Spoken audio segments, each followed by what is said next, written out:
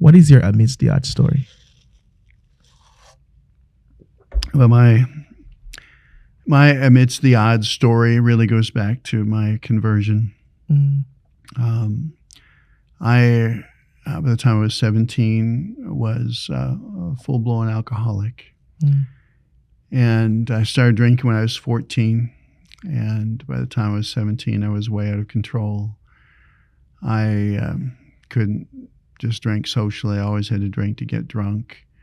My friends said, you need to get over this because some people can handle it, and it's obvious that you can't. And I tried and tried and tried to get off of alcohol, and I couldn't. It had me in its grip. Yeah. And when I was introduced by my girlfriend to Jesus Christ, she shared with me a copy of the book Desire of Ages. Mm-hmm. And she said, I encourage you every morning to read the Bible passage, first of all, that this chapter is based on, and then read the chapter in Desire of Ages. And so that became my morning routine. Mm-hmm. Read the Bible passage, read the chapter in Desire of Ages, and then pray about what I had learned. And I was developing a devotional life, and I was falling in love with Jesus. Yes. My goal was to get to know him, Yeah. but what I didn't realize is that he was changing my life.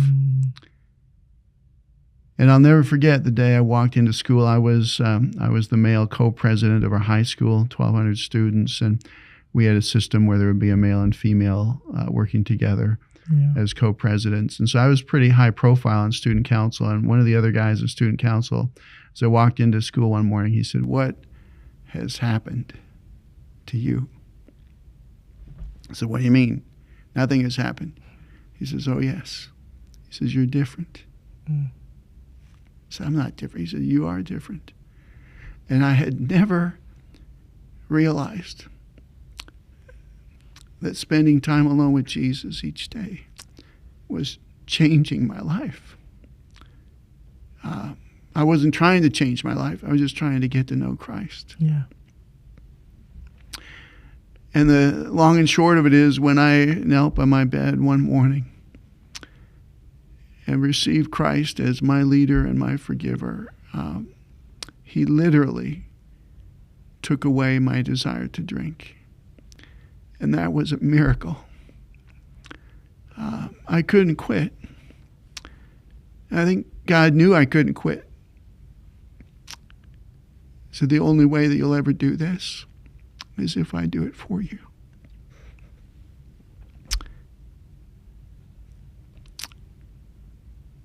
I get a little emotional because the trajectory of my life was such that I would have ended up either in jail or dead.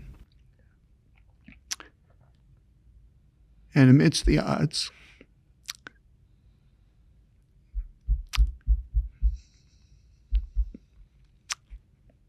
Jesus saved my life, literally.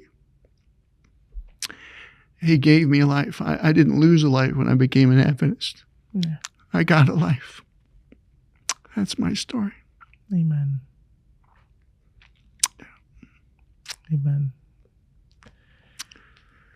I'm kind of an emotional guy, and I used to get embarrassed, when I was preaching, and I would get choked up, and I used to get frustrated by that, and it doesn't bother me anymore. I am who I am, and I must say that it's not the first time you've shared that, and because of you and you sharing that, you've made me be more not scared about being emotional. Yeah, I wanted to bring that up as well.